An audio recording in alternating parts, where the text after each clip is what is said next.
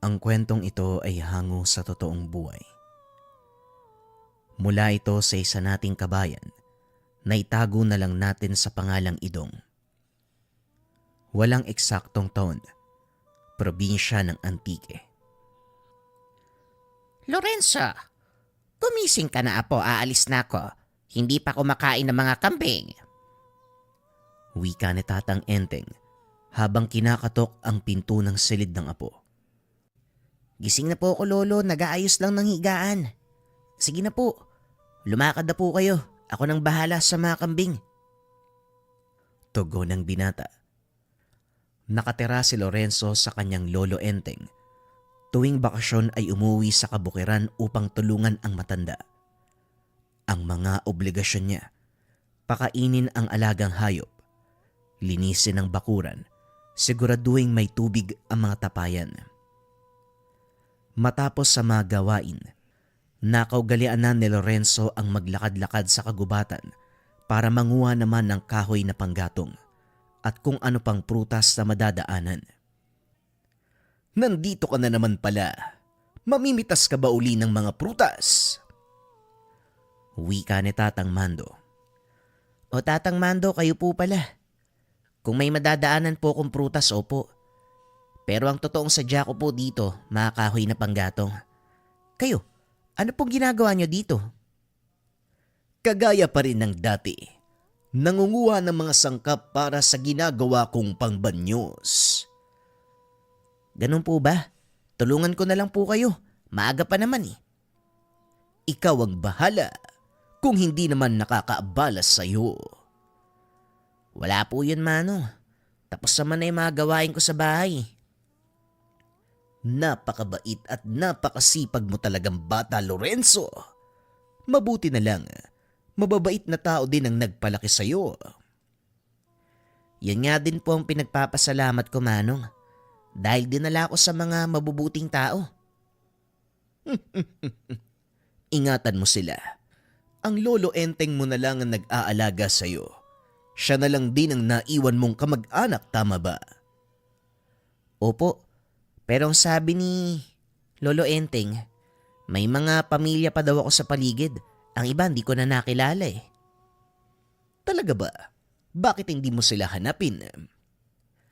Ayoko na po kasi natatakot ako eh. Na baka kung ano sabihin nila sa akin. Hayaan nyo na po sila. Kung talagang dumating ang oras na magkakilala kami, edi saka ko na lang sila babatiin. Kung sabagay, tama ka nga naman. O siya, sapat na siguro tong mga dahon ng uringon. Bakit hindi mo ko samahan doon sa bandang tuktok sa susunod? Bala kong manguha ng mga lampuyang at luyang dilaw. Doon lang tumutubo ang mga yun. Sige po, basta sabihan nyo lang po ako. O hindi kaya daanan nyo ako sa bahay. Walang problema. Sasabihan na lang kita. O siya, baka abutan ka na ng dilim sa daan. Magbadali ka na. Oo nga po eh. Sige po uwi na po ako. Dali-daling umuwi si Lorenzo. Bit-bit ang mga kahoy na inipon. Pagdating sa tahanan, naroon na si Tatang Enteng. Mabuti naman at nandito ka na. May mga binili kong isda. Maaari mo bang linisin ng maluto na? Opo, ako na pong bahala dyan, Lolo. Ilalapag ko lang sa likod to mga kahoy. Kumusta po pala ang lakad nyo? Mabuti naman. Ikaw, kamusta dito? Habang wala ako.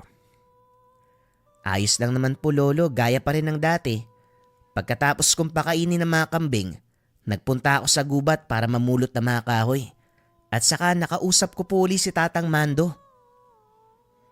Sino ba kasi ang Mando na yan? Ang tagal ko nang naninirahan dito at ilang beses na ako nagpabalik-balik sa gubat. Pero ni minsan, hindi ko pa nakikita o nakakasalubong. Ano bang itsura ng taong yon? Matanda na po gaya nyo eh. Pero mahaba lang ng kaunti yung buhok na purong puti. Medyo mataba din po ng konti. Hindi ko talaga maalala kung sino yung sinasabi mo eh. Sa tinagal-tagal kong iniikot ang kagubatang pinagkukunan mo ng kahoy, Wala naman akong nakikitang tahanan malapit na naroon mismo sa lugar na yon. Kahit naman ako eh. Hindi ko alam kung saan yung eksaktong tirahan ng matandang yun. Pero palagi ko siyang nakikita. Ano naman yung ginagawa niya sa gubat? Nangunguha ng mga halamang gamot. Ginagawa niyang panghaplas. Binibenta sa bayan. Ganun ba? O siya, ayusin mo na ang mga pinamili ko nang makakain na tayo ng hapunan. Baka isang araw, makikilala ko din ang matandang sinasabi mo.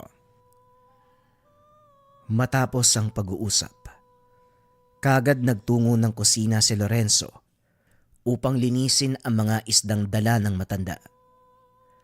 Kaso nga lang hindi pa rin mawala sa isip ni Tatang Enteng ang tungkol sa sinabi ng binata. Kinabukasan maagang naganda si Tatang Enteng dahil araw ng anihan sa kanilang taniman ng kamatis. Nauna sa lugar si Lorenzo, bitbit ang mga kaing na paglalagyan ng mga aning kamatis. Antayin muna nating masikatan ng araw ang mga bunga para bumaba ang hamog, matuyo ang mga bunga. Medyo malawak ang taniman ng kamatis, kaya kinakailangan ng maraming tao upang maubos ang lahat ng hinog na bunga. Marami din ang dumadayo sa kanilang taniman. Karamihan sa mga ito, kilala na si Tatang Enteng at Lorenzo. Ngunit napansin ng binata ang dalawang kalalakian. Bago ito sa paningin, hindi rin kilala ni Tatang Enteng ang mga ito. Hayaan mo sila, Lorenzo. Baka nangangailangan din ng trabaho ang mga yan. At isa pa, mas mabuti ang maraming tutulong. Mas mabilis tayong matatapos. Sinunod nito ang sinabi ng matanda. Nagpatuloy sa pagtatrabaho si Lorenzo. Ngunit napupunan nito ang dalawang lalaki na panayang tingin sa kanya. Tinignan ang hawak na basket. Nakitang wala itong laman. Hindi namimitas ng kamatis ang dalawang kalalakian, kaya nagpa siya ang binatang lapitan ang mga ito upang kausapin. Kaso nga lang laking gulat ni Lorenzo, biglang may humawak sa balikat niya. Kumusta, Lorenzo? Mukhang abala ka ngayon. Tatang Mando, ikaw pala. Ano pong ginagawa niyo dito sa kapatagan? Wala naman. Napadaan lang. Teka, maaari mo ba akong bigyan ng tubig? Oo naman po, tara, doon tayo sa kubo. Nilingon ni Lorenzo ang mga kalalakian.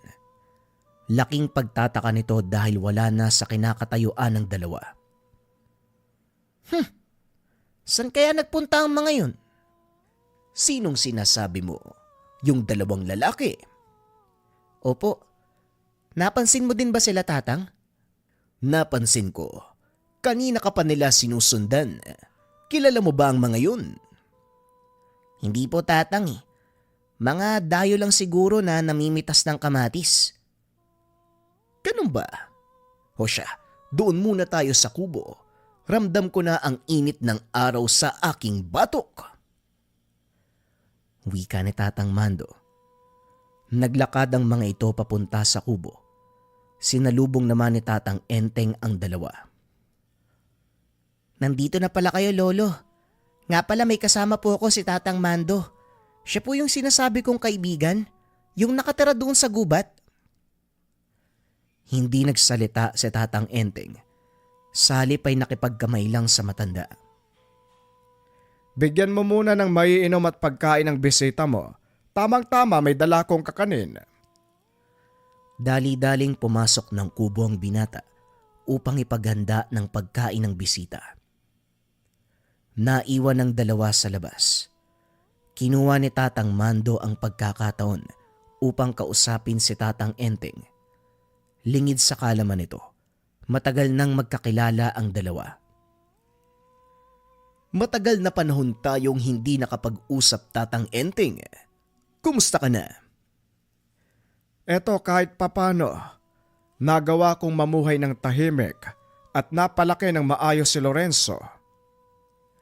Lorenzo pala ang pinangalan mo sa bata. Sa nakikita ko, mukhang ang maayos ang pagpapalaki mo sa kanya. Mabait, magalang at matulungin. Taliwas sa ugali ng kanyang ama. Sinikap kong hindi pamarisan ni Lorenzo ang buhay na meron ng totoo niyang mga magulang. Walang alamang apo ko sa totoo niyang pagkatao. Yan ang dahilan kung bakit ako nandito ngayon. Nasa tamang edad na si Lorenzo. Anumang oras, maaari nang lumabas ang nakatago niyang katauhan. Kasabay nito ay ang paglantad ng mga nilalang at taong gustong pumatay sa kanya. Alam mo yan simula pa lang. Alam ko, Mando.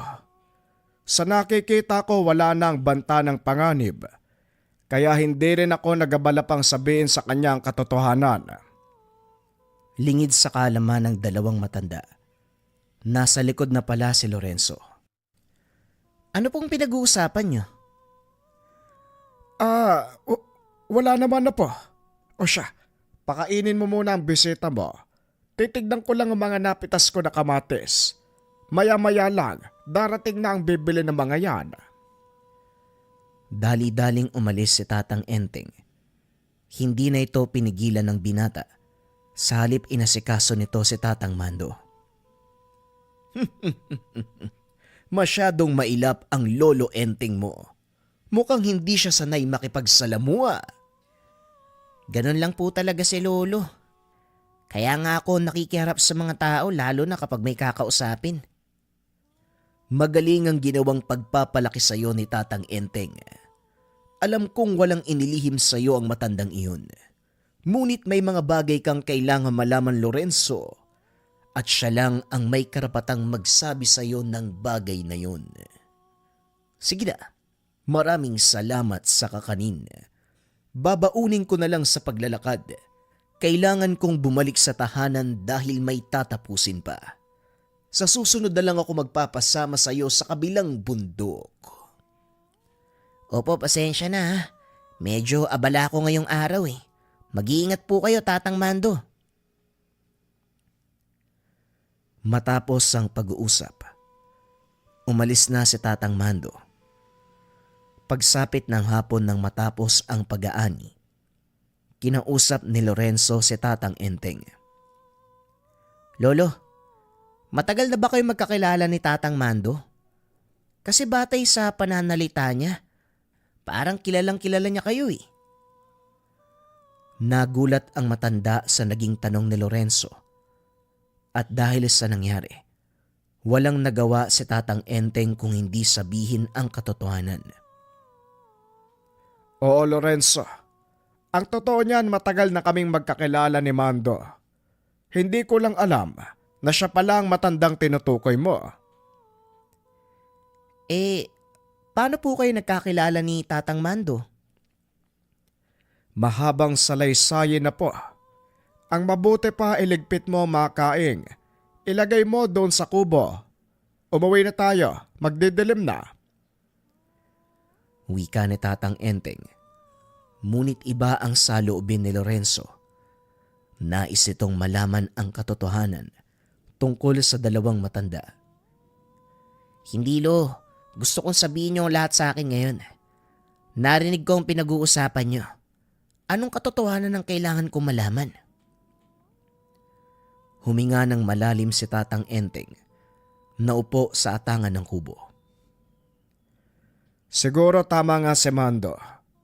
Kailangan mo nang malaman ang tungkol sa pagkatao mo. Anong pagkatao, Lolo? Dito na nagsimulang magkwento si Tatang Enteng tungkol sa pagkatao ni Lorenzo. Aatras tayo 18 taon ang nakakaraan. Ito ang panahon. Umuwi galing sa kabundukan ang mag-asawang Lorisa at Henaro na may dalang sanggol.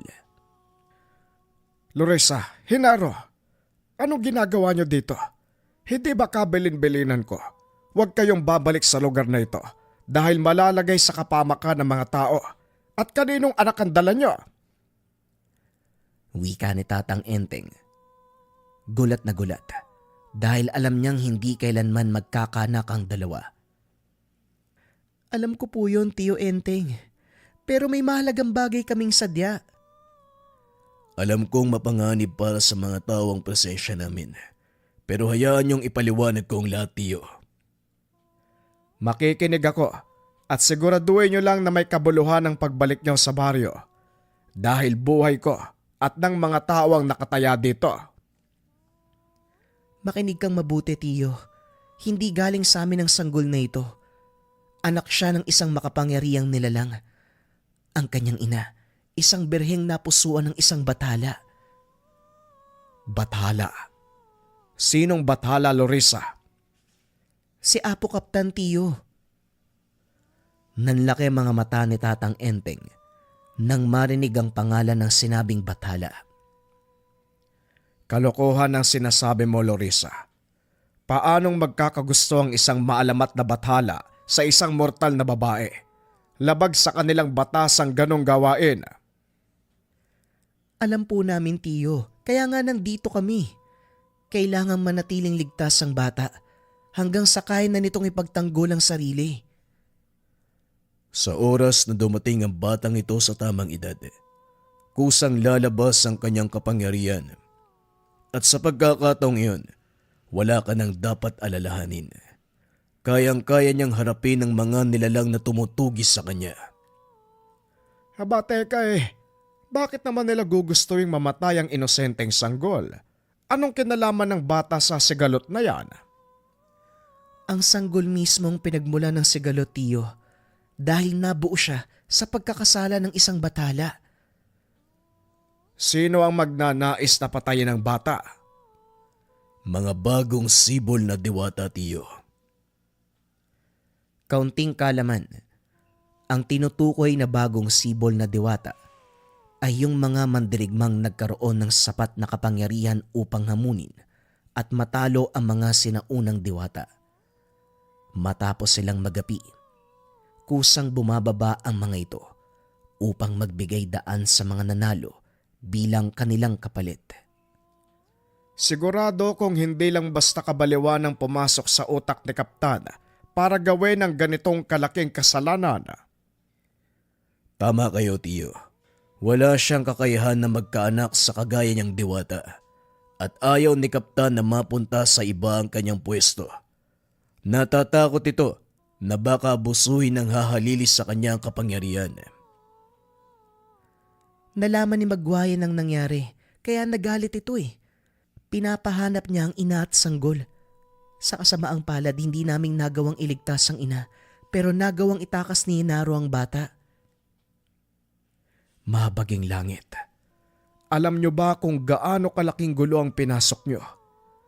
Si Magwayan ang diwata ng kamatayan at bathala ng kailaliman. Anong iniisip nyong dalawa? Sinasabi ko na nga ba, may masama na naman kayong... Hindi na ituloy ni Tatang Enteng ang sasabihin dahil biglang umiyak ang sanggol.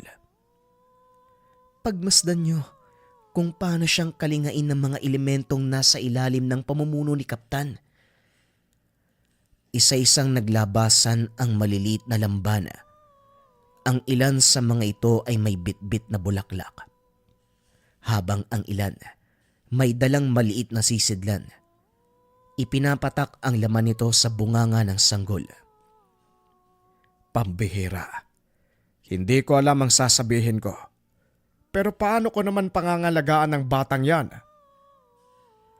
Sa susunod na araw may darating na lalaki. Ang pangalan niya ay Mando. Isa siyang mandirigmang babaylan na sumasamba kay Kaptan.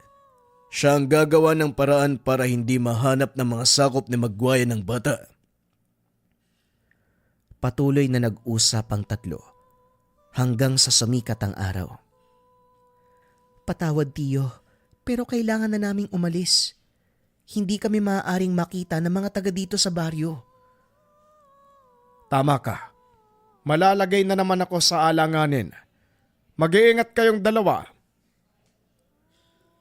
Nang mga sumunod na araw, dumating ang sinasabi ng mag-asawa. Nagpakilala ito bilang Mando, isang makapangyarihang babaylan na may malakas na kaugnayan sa kalikasan. Ikaw marahil ang tinutukoy ni Hinaro at Lorisa. Nga pala ako si Mando, ang tagapangalaga ng batang yan. Wala kang dapat alalahanin dahil alam ko ang gagawin. Itiko mo lang ang iyong bibig. Hindi na nakapagsalita si Tatang Enteng.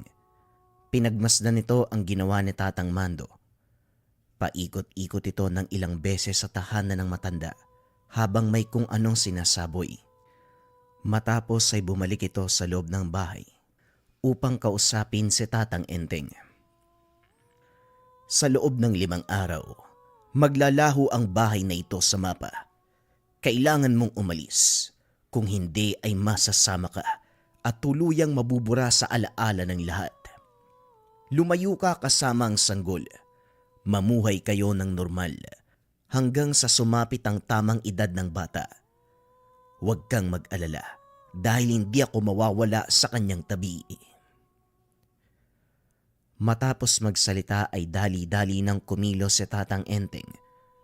Nang maianda na ang lahat, inabot ni Tatang Mando ang isang supot. Narito ang ilang pirasong ginto. Gamitin mo yan para makapagsimula. Tandaan mo, ang pangunahing layunin, pangalagaan ang batang ito. Sige na, humayo kayo. Bitbit ang sanggol at ilang kagamitan. Sumakay ng karo si Tatang Enteng papunta sa kabilang bahagi ng kapuluan. Pansamantala itong nanirahan sa kalye at kalaunan. Nagkaroon ng pagkakataong makabili ng sariling lupang sakahan. Gamit ang ginto na ibinigay sa kanya ni Tatang Mando.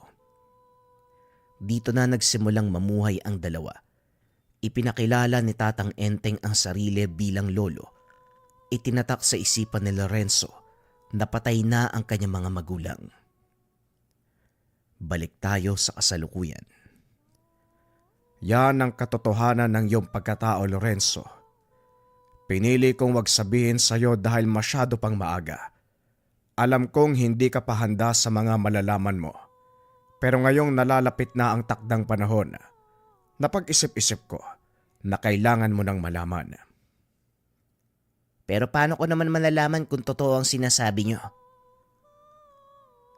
Hindi nasagot ni Tatang Enteng ang tanong ng binata dahil biglang bumukas ang pintuan. Nagulat ang dalawa dahil biglang pumasok si Tatang Mando. Sugatan, nag-aagaw buhay. Tatang Mando, ano pong nangyari sa inyo? Sandali lang, kukuha ko ng mga gamit pang gamot. Inalalayan ito ni Tatang Enteng. Pinahiga sa mahabang upuan at habang ginagamot ang mga sugat, sinabi nitong nakasagupa niya ang mga nilalang na inutusan ni Magwayen para hanapin ang binata. Nandito na sila, Enteng. Natunto nila kayo. Pasensya na kung hindi na ganun kalakas ang aking kapangyarihan. Hindi ko sila napigilan. Huwag kang mag-alala, kaibigan. Magpahinga ka, Mando. Kailangan niya ng katawan mo. Sawari ko. Hindi na ako magtatagal, Enteng.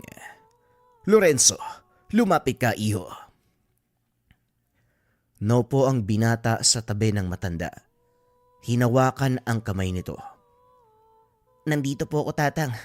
Nakikinig po ako. Wika ng binata. Pilit bumangon si Tatang Mando. Hinawakan sa magkabilang pisngi si Lorenzo. Tandaan mo ang sasabihin ko. Sa oras ng panganib, maririnig mo ang tinig ng iyong tunay na ama. Tanggapin mo ito at magtiwala.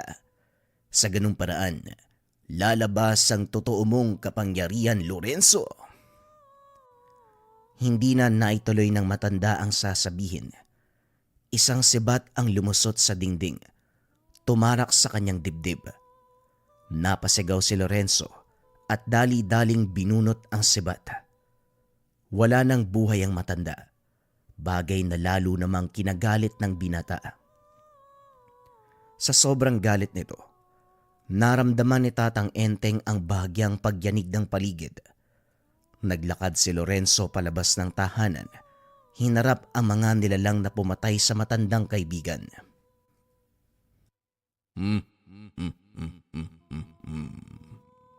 Tignan mo nga naman ang bastardong anak de Bathalumang Kaptan. Ang lakas ng loob mong humarap sa amin. Ngayong bunga ka lang ng pagkakasala ng iyong ama. Wala akong pakialam sa sinasabi mo. Humanda ka. Dahil hindi kayo makakalis ng buhay sa lugar na to. Talagang hindi kami aalis. Lalo na kung hindi ka namin kasama. Alam mo ba kung ilang taon ka naming hinanap? Nandito ka lang pala. Naglabas ng latigo ang isa sa mga lalaki. Paulit-ulit na hinagupit si Lorenzo. Sa bawat pagtama nito sa kanyang balat, naramdaman ng binata na tila nangihina ang katawan. Mga walagya kayo. Pakawalan niyo ang amo ko. Tumahimik ka, tanda, kung ayaw mong madamay. Teka, ikaw ang dahilan kung bakit nahirapan kaming hanapin ang batang ito. Kasalanan mo ang lahat kung bakit nakakatikim kami ng kalupitan ni Magwayin. Dinampot nito ang sibat. Walang pagdadalawang isip na binato sa matanda na naging dahilan ng agarang kamatayan. Walang nagawa si Lorenzo na mga oras na yun dahil nangihina na ng husto ang katawan. Ngayon, nasaan na nga ba tayo? Halika, sumama ka sa amin dahil nais kang makita ng iyong mahal na madrasta. Walang nagawa si Lorenzo dahil tuluyan na itong nawalan ng malay. Nang magising ang binata, nakagapos na ang magkabilang kamay sa dalawang malalaking poste. Inangat nito ang ulo. Nakita ang dalawang malaking nilalang na nagbabantay. Nakatakip ang mga mukha nito, kaya hindi makita ng binata ang kanilang mga itsura. Pinagmasdan ni Lorenzo ang paligid. Napagtantong nasa loob siya ng isang yungib. Maya-maya ay nakarinig ang binata ng mga yabag ng paa. Nakitang naglalakad papunta sa kanya ang lalaking pumatay sa dalawang matanda. Mabuti naman at nagising ka na. Tamang-tama, hindi na ako mag-aabalang buhusan ka ng tubig. Ayusin mo ang iyong sarili. Maya-maya lang haharap ka kay Magwayin. At sa wakas, mababayaran mo na ako sa aking mga trabaho. Nasaan ako? Anong ginawa niyo sa akin? Nandito ka sa kanlungan ni Magwayin. Huwag kang magtangkang tumakas dahil hindi ka makakawala sa malalaking kadenang nakatali sa mga kamay mo. Pilit kinakalas ng binata ang kadena, ngunit hindi ito magawang tanggalin. Ilang sandali pa ay pumasok na ang mga kababaiyang nakasuot ng itim na belo. Ang bawat isa sa kanila ay may hawak na sulo. Tumayo ang mga ito sa gilid, malapit kung nasaan nakatali si Lorenzo. Tama nga ang sinabi mo sa akin, Brago. Kamukha nga ng taong ito ang tampalasan kong asawa. Pasensya ka na, mortal, kung kinakailangang umabot sa ganito ang lahat. Kung namatay lang sana si Ana noon, wala nang buhay ang madadamay. At sino ka naman? Biglang sinuntok ni Brago ang binata. Kaso nga lang laking gulat nito dahil hindi man lang natinag si Lorenzo. Huwag ka nang magsayang ng laway, Brago, dahil hindi ka rin mauunawaan ng mortal na yan. Ni hindi niya nga alam kung saan siya nanggaling. Alam mo ba kung bakit ka nandito, binata? Hindi ko naiintindihan ng lahat, pero isa lang ang alam ko. Wala kang puso. Kaya kung gusto mo akong patayin, gawin mo na. Wala akong pakialam. Nawala na din ang lahat sa akin. Talaga bang anak ka ni Kaptan? Nagdududa na ako, Brago. Mukhang nagkamali ka yata ng dinampot Hindi ako maaaring magkamali, Diyosa. Siya ang anak ng iyong asawa. At bakit ka nagtatago sa katauhan ng isang lalaki? Ipakita mo ang totoong anyo mo sa kanya. Matapos magsalita ni Brago, nagbago ang itsura ni Magwayen. Mula sa matipunong lalaki, naging isang makisig na mandirigmang babae. Bakit sobrang bilis niyang sumuko? Ni hindi man lang ako nakaramdam ng kahit anong paglaban. Alam mo, binata, ang diwatang Magwayen ay mahilig makipaglaban. Gusto niyang pinaglalaruan ang kanyang pagkain bago ito lamunin ng buo. Bakit hindi mo kami bigyan ng kaunting kasiyahan? Gaya ng sinabi ko, wala akong pake sa mga gusto niyong mangyari. Kaya gawin mo kung anong gusto mo. Hindi yon ganun kadali. Lahat ng bagay sa mundo ay pinaghihirapan. Kung gusto mong mamatay, kailangan mong patunayan na karapat-dapat ka. Hindi ka ang magtatakda ng bagay na yon. Siguro, kailangan mo ng kaunting pampagana. Biglang namuo ang usok sa paligid. Unti-unting nagpakita ang mga kaluluwa nila Tatang Mando at Tatang Enteng.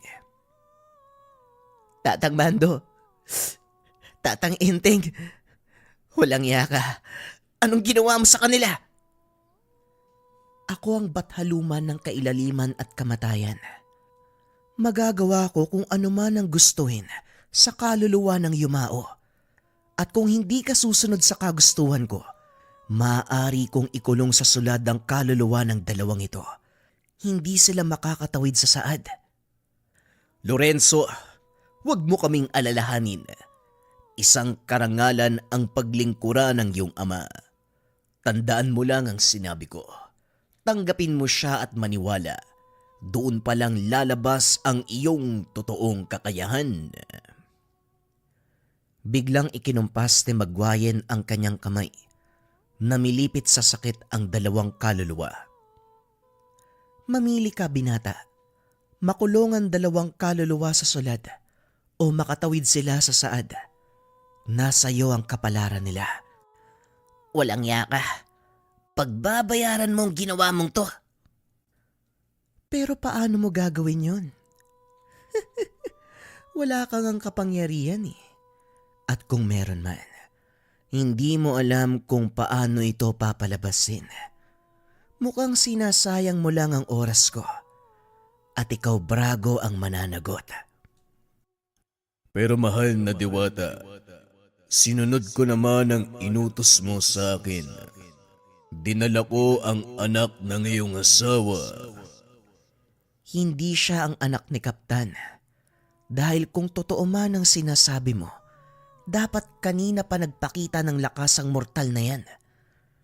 Ikaw, wag mo na akong pahirapan. Ilabas mo ang totoong lakas. Hinagupit ni Brago ang binata. Kaso nga lang hindi na ito umiinda ng sakit. Nakayuko lang ng mga sandaling iyon si Lorenzo habang may kung anong binubulong. Kung totoo mang anak mo ko, bakit hindi ko nararamdaman? Kaptan, hinahamon kita. Ipakita mo sa akin ang kadakilaan mo. Iparamdam mo ang iyong kapangyarihan. Ano? May sinasabi ka ba? O baka nagdadasal ka na? Ganyan nga. Tumawag ka sa iyong ama. Baka sakaling marinig ka niya. Hindi umiimik ang binata. Kaso nga lang sa kaloob-looban nito, inaantay niyang tumugon si Kaptan. Ngayon ko higit na kailangan ng lakas sa sinasabi nila. Kung talagang anak mo ko, at totoo ang mga narinig ko kina Tatang Mando, alang-alang sa mga kaluluwa nila, magparamdam ka, Kaptan. Mahinang wika ni Lorenzo. Kaso nga lang wala pa ring nagpaparamdam. Nawala ng pag-asa si Lorenzo. Ang pumasok sa isipan, ito na ang sinabi ni Maguayan. Maaaring nagkamali si Brago nang sabihing siya ang anak ni Kaptan. Kaso nga lang ilang minuto ang lumipas. Kung kailan nawala ng pag-asa ang binata, isang boses ang narinig nito sa kanyang isipan. Susuko ka kagad, bata. Hindi yan ang anak na inaasahan ko. Biglang napalingon si Maguayan sa kinaroroonan ni Lorenzo dahil nakaramdam ito ng pamilyar na presensya. Mukhang nandito na ang tampalasan kong asawa. Ano ang ibig mong sabihin, Diwata? Nandito na si Kaptan. Wika ni Maguayan, sabay turo sa mga kadena ni Lorenzo. Nanlaki mga mata ni Brago nang makitang unti-unti itong nakakalas at kalaunan ay tuluyang naputol. Nang mag-angat ng tingin si Lorenzo, biglang nag-iba ang kulay ng mga mata. Lumabas din sa balat ng binata ang mga simbolo ng bathalang si Kaptan. Hinila nito ang kadenang nakatali sa kanyang bisig. Inihampas kay Brago, dahilan para tumilapon nito papunta sa dingding ng kuweba. Tumayo ka at lumaban. O baka mga matatanda lang at walang lakas ang kaya mo. Biglang nakaramdam ng matinding takot si Maguayan. Alam niya ang enerhiyang nagmumula sa binata. Walang iba kung hindi kay Kaptan. Mukhang totoo nga ang sinasabi mo, Brago.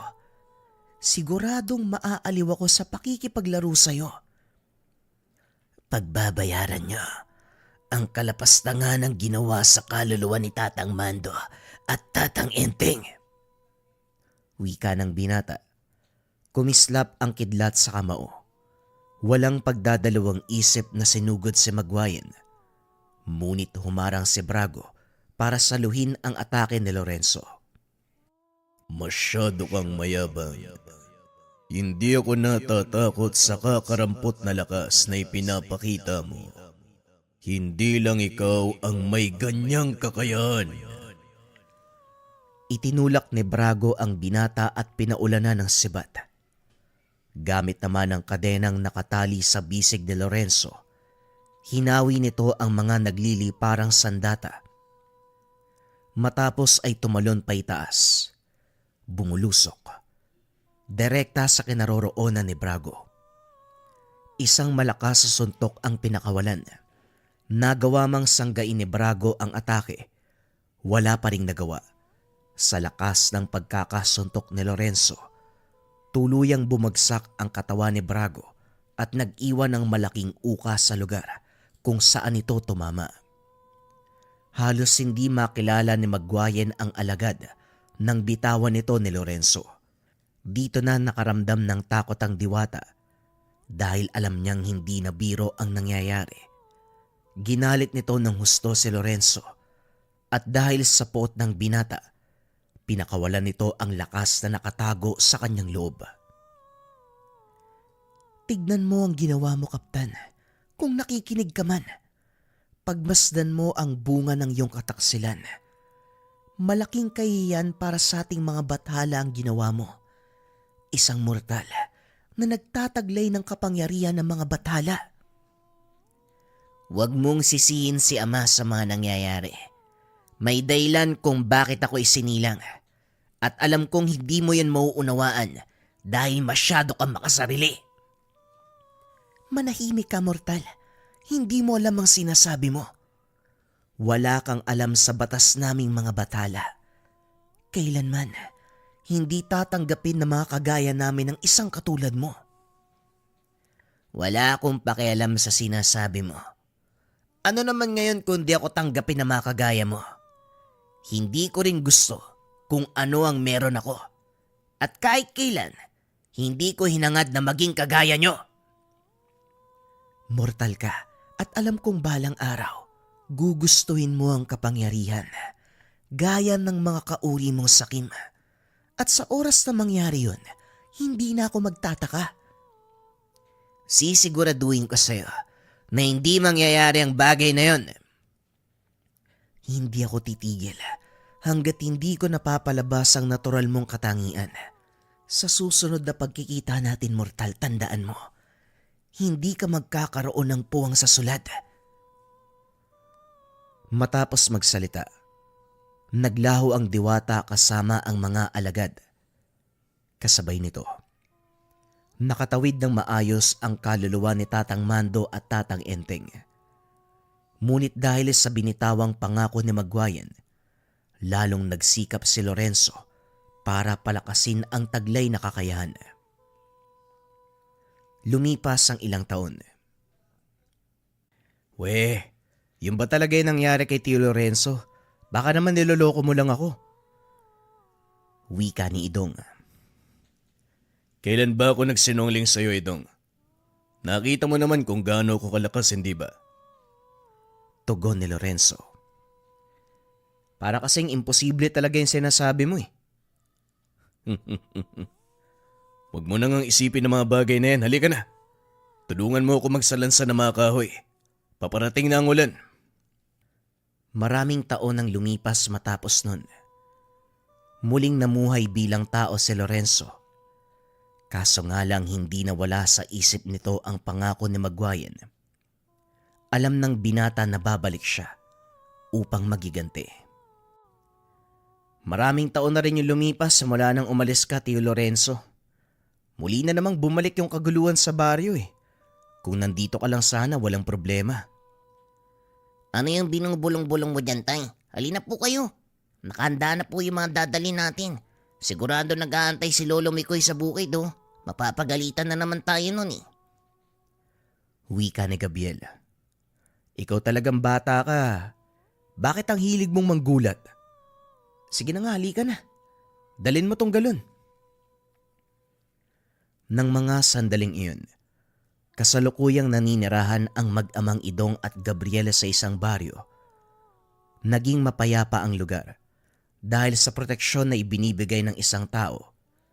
Kilala ito sa tawag na Apo Insoy. Mahabang panahon niyang pinangalagaan ang baryong iyon hanggang sa bigla na lang itong nawala. Kung ano ang dahilan, tanging si Idong lang ang nakakalam.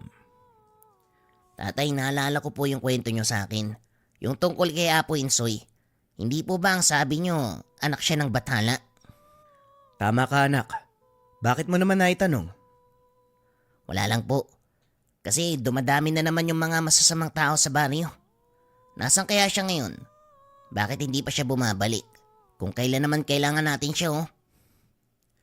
Alam mo, Gabriel, may mga bagay din minsan na hindi natin dapat inaasa sa iba. Kung kaya lang nating gawa ng paraan, tayo na lang yung magbigay ng solusyon nang hindi umaasa sa tulong nino man. Yun na nga po, Tay. Hindi naman natin kayang gawa ng paraan na mga mangyayari. Kahit ang mga pulis, wala namang magagawa, di ba?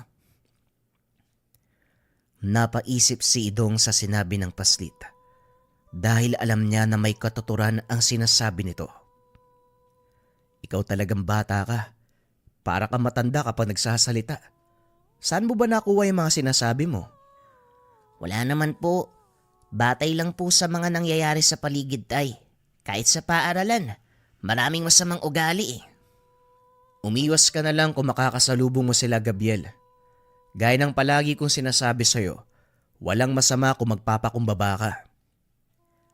Pero hindi naman po kasi malulutas ang pag-iwas ang problema, Tay. Lalo lang po silang mamimiyasa.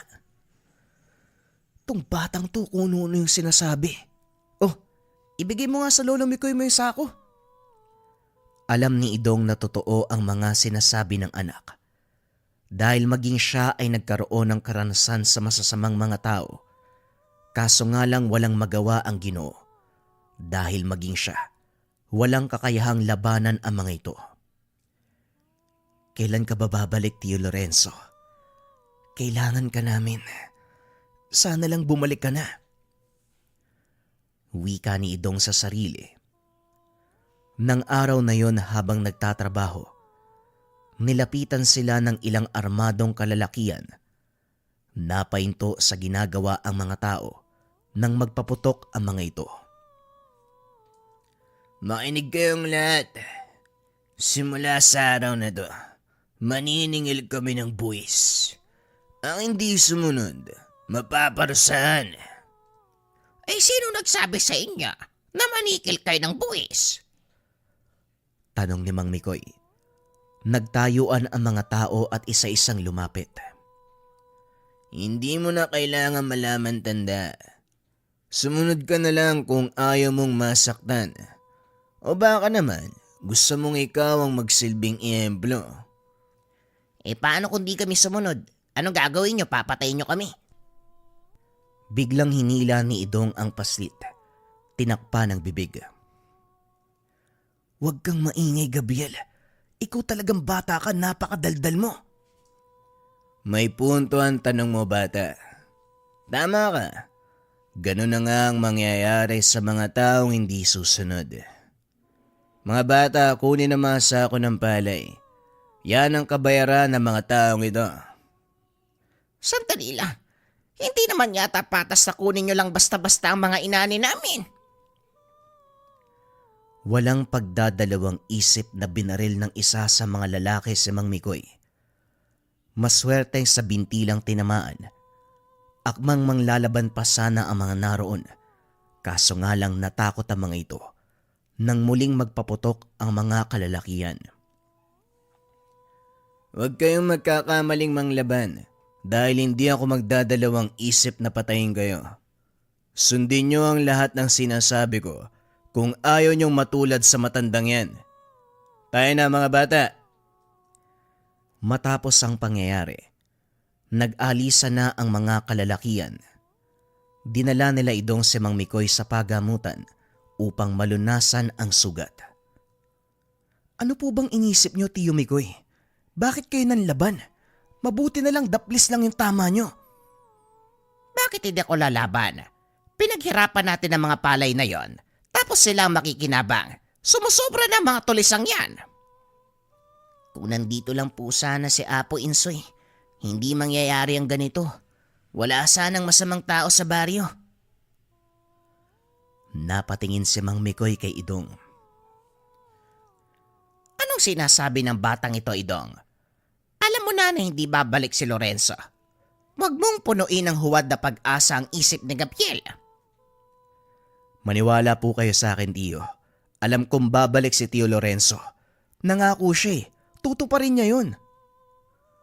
Matagal na panahon na ang lumipas. Tignan mo, unti-unti na nga pumuputi ang buhok mo eh. Wala na si Lorenzo. Malamang patay na ang taong yon. Hindi po ako naniniwala. Alam kong buhay pa si Tio Lorenzo at siguradong babalik siya sa tamang panahon. Bahala ka, Idong. Sinasabi ko lang sa'yo na huwag mong bibigyan ng maling pag-asa si Gabriel. Halika na, umuwi na tayo.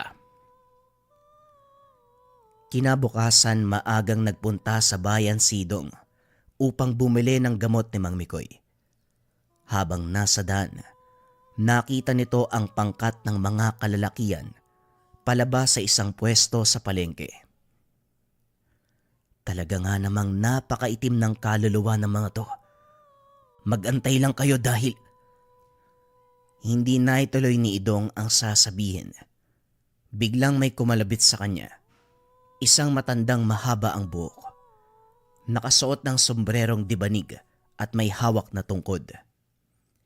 To, maaari ba ako makahingi ng kaunting barya? Nagugutom na ako eh. Dumukot ng barya ang Ginoo. Kahit hindi nakatingin, inabot niya ito. Eto Manong, pagpasensyahan nyo na. Yan lang ang natira. Salamat iho. Pagpalaing ka nawa ni Inang Laon. Teka, anong sabi nyo? Paglingon ni Idong, wala na ang matanda. Biglang bumilis ang kabog ng dibdib nang marinig ang katagang Inang Laon. Saan nagpunta yun? Ang bilis namang nawala. Ay nako, baka namamalik mata ako. Makauwi na nga lang.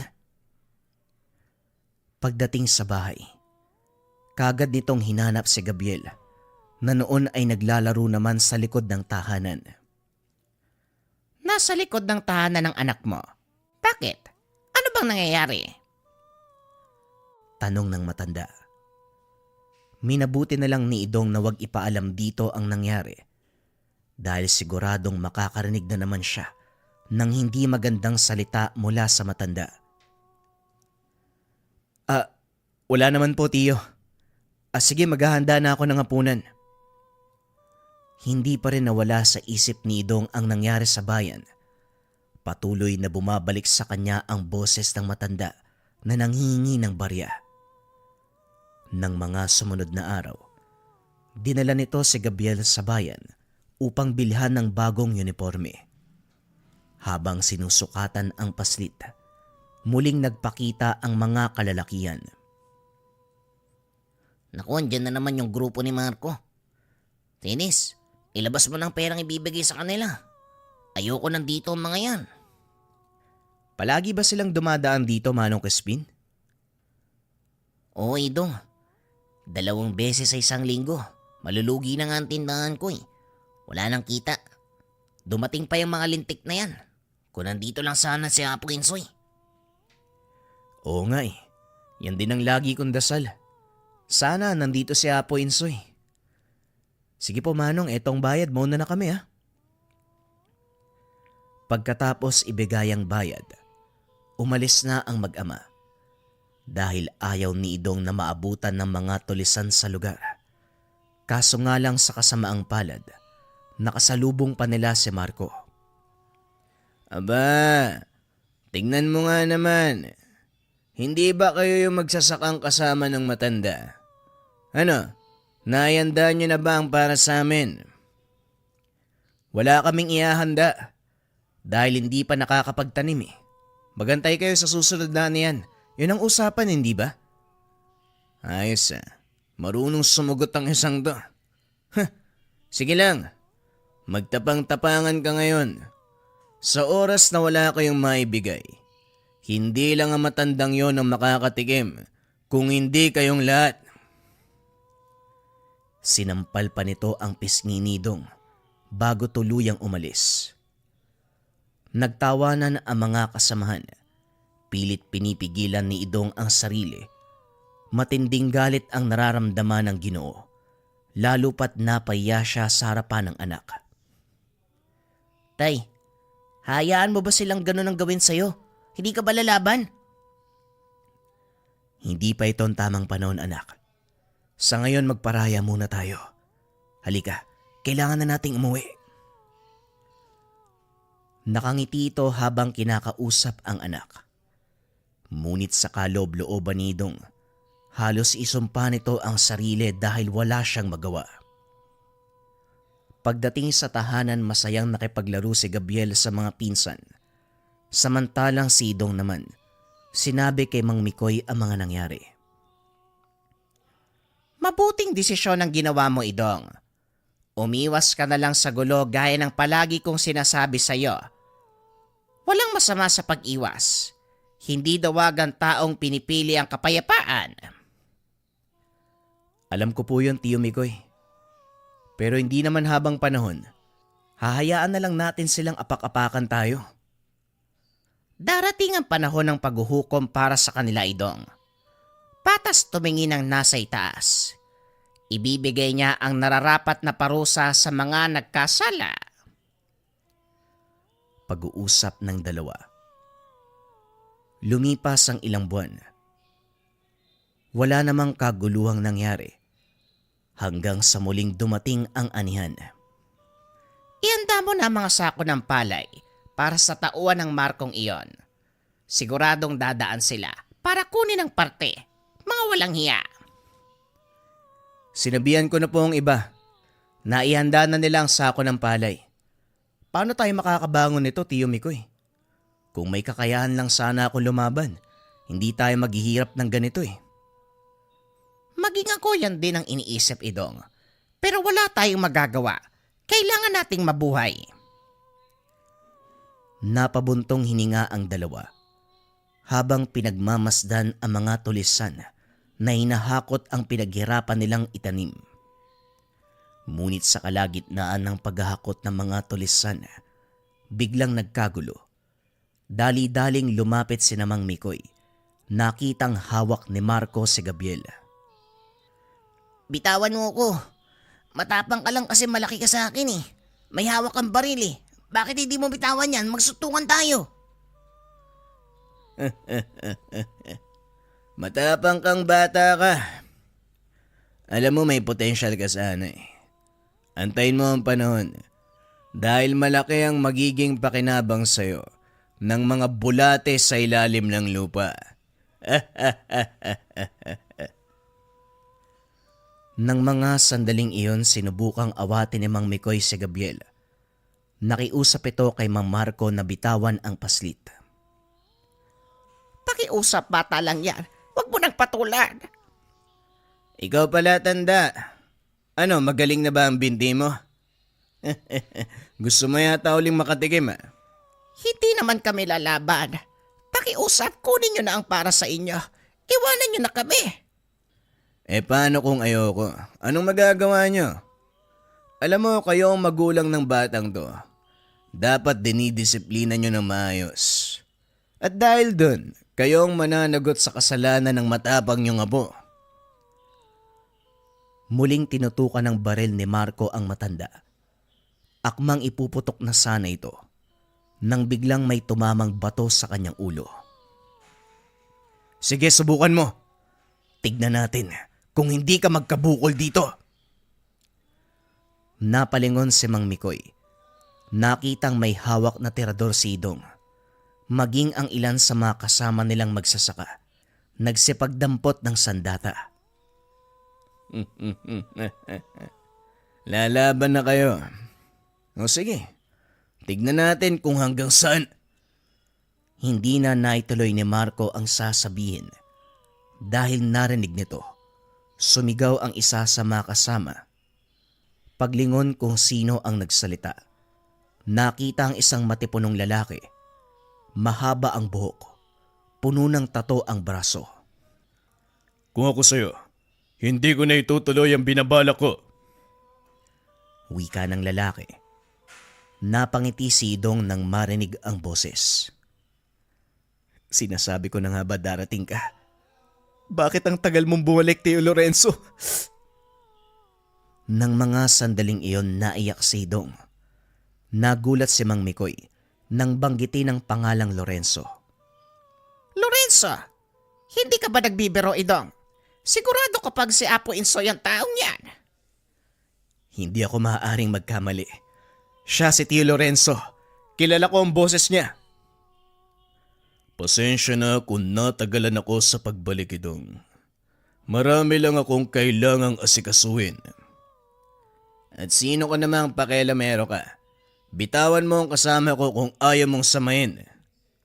Alam mo, kanina ko pa pinapakinggan ang sinasabi ng batang yan.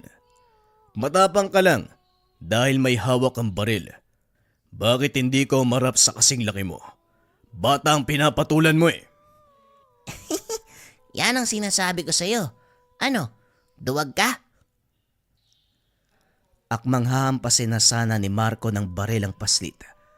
Nang bigla namang ihagis ni Lorenzo ang kasama papunta sa kanya. Nang makatayo ito, kamao naman ng Ginoo ang sumalubong, dahilan para muli itong sumubsob sa lupa. Tama na ang panggugulo at pangapi nyo sa mga taga rito. Marami na kayong pinahirapan. Pinagbabaril naman ito ng ilang kasama ni Marco. Kaso nga lang walang nagawa ang mga bala. Nasisiraan ka na ba ng ulo? Paano kung tinamaan ako? Teka, bakit nakatayo ka pa rin? Hindi mo na kailangan malaman. Paniwalaan mo lang kung ano ang nakikita ng mga mata mo. Biglang nawala si Lorenzo sa paningin ni Marco. Nagpakita ito sa harapan ng isa sa mga tulisan. Hinawakan nito ang baril ng lalaki at hinila dahilan para masira ito. Sino ka ba at bakit ka nakikialam sa mga gawain namin? Hindi mo kilala ang amo ko at sa oras na malaman niya ito mananagot ka. Kaya nga kita papatakasin dahil gusto kong makarating sa amo mo na nandito ako. Sige, umalis ka. Sabihin mong inaantay ko siya. Dali-daling tumayo ang mga tauhan ni Marco at kumaripas ng takbo. Hindi naman ito makaalis sa kinaupuan dahil sa takot kay Lorenzo. Anong nangyari sa'yo? Bakit hindi ka makagalaw? Pinapatakas ka na nga eh. Sige lang, magdiwang kayo ngayon. Mapapalitan ng iyakan ng mga tawa niyo sa oras na malaman ito ni amo. Tumayo si Marco at kumaripas ng takbo. Nagsigawan ang mga tao habang binabato ang mga tumakas sa tulisan. Yan ang bagay sa inyo. Masyado kayong abusado. Maraming salamat dahil dumating ka, Tio Lorenzo. Mga kasama, nagbalik na si Apo Insoy. Nagbulungan ang mga tao dahil ang alam nila, matanda si Apo Insoy. Totoo nga ang sinabi mo, Idong. Hindi nga tumatanda si Lorenzo. Kung ano ang itsura niya noon bago siya umalis, ganun pa rin hanggang sa ngayon. Huwag kayong mag-alala mga kasama. Tapos na ang panahon ng pamumuhay sa takot. Narito na ako muli. Simula sa araw na ito, wala nang mang-aapi sa inyo. Nagsigawan ang mga tao. Nang gabing iyon ay nagsagawa sila ng pagdiriwang. Nagbalik ang kanilang bayani. Habang nagkakasiyahan ang lahat, hindi naman maalis ni Gabriel ang mata kay Lorenzo hanggang sa mapansin ito ng Ginoo. Anong problema, Gabriel? Meron bang dumi sa mukha ko? Wala naman po, Lolo Insoy. Pero parang hindi bagay na tawagin kitang lolo. Iba yung itsura mo eh. Totoo bang anak kayo ng batala? Ano ka bang bata ka? Igalang mo nga ang Lolo Insoy mo. Hayaan mo siya, Idong. Oo, totoong anak ako ng batala. Ang pangalan ng aking ama ay Kaptan. Kung ganun, hindi pala nagsisinungaling si tatay, no? Hindi, Gabriel. Totoo ang lahat ng kwento ng tatay mo, kaya huwag kang matatakot. Dahil simula sa araw na ito, wala nang mga api sa inyo. Hindi naman po ako natatakot, Lolo Insoy. Alam ko na dadating kayo, gaya ng sinabi ni tatay. Lumipas ang ilang araw, wala namang nangyaring masama. Hanggang sa dumating ang sinabi ni Marco. Masayang naghahapunan si Idong at Lorenzo. May kung anong sumabog sa labas ng tahanan. Dali-daling tumayo ang dalawa upang tignan kung sino ang may gawa. Idong, alisin mo si Namang Mikoy at Gabriel dito. Ako nang bahalang humarap sa kanila. Dali-daling tumayo ang Ginoo. Inalalayan si Mang Mikoy palabas ng pinto ng bahay. Lumabas si Lorenzo. Hinarap ang mga tulisan. Ikaw ba ang sinasabi ng aking kanang kamay? Marco, ito ba ang taong tinutukoy mo? Oo, amo siya nga. Mag-iingat ka dahil may sa demonyo ang taong yan. Wala akong pakialam kung anong agimat ang meron ka. Dahil hindi lang ikaw ang may kaalaman. Pasensya na pero hindi agimat ang meron ako. Umalis na kayo at kakalimutan kong nangyari ang bagay na ito. Sinong tinakot mo? Bakit hindi mo kami subukang palisin? Pagsisisihan mo kung hindi ka makikinig. Walang ibang magsisisi dito kung hindi ikaw. Masyadong mataas ang tingin mo sa iyong sarili. Huwag mo lang sanang sabihin na hindi kita binalaan. Mga kasama, walang mangyayalam. Akin ang taong to. Pagkatapos ng laban, isasabit ko ang ulo mo sa bewang ko. Bakit hindi mo gawin? Biglang sumugod ang taong nagngangalang Abdul Ngunit hindi pa man nakakalapit, kagad siyang tumalsik. Anong nangyari? Bakit ako tumilapon? Ano na? Akala ko ba isasabit mo ang ulo ko sa bewang mo? Muling tumayo ang lalaki, akmang susugod, nang biglang magpakita sa harapan niya ang isang magandang babae. Lorenzo, anak ko, pagkatapos mong paglaruan ng isang yan, akin ang kaluluwa niya. Malaki ang pangangatawan at maitim ang buto. Gagawin ko siyang tagasagwan sa aking karakowa. Ay nako, inang magwayin. Ayan ka na naman eh. O sige, kunin mo ang kaluluwa nilang lahat. Pero mamaya na, tuturuan ko muna ng leksyon ng isang to. Naglakad si Lorenzo papunta sa kinaroroonan ni Abdul. Hindi ito makakilos sa mga nakikita. Maging ang mga kasama ni Marco ay natigalgal dahil sa presensya ng diwata ng kamatayan. Lumayo ka sa akin. Demonyo ka! Hindi ako demonyo. Anak ako ng isang bathala. Isang malakas sa suntok sa sikmura ang binigay ni Lorenzo kay Abdul.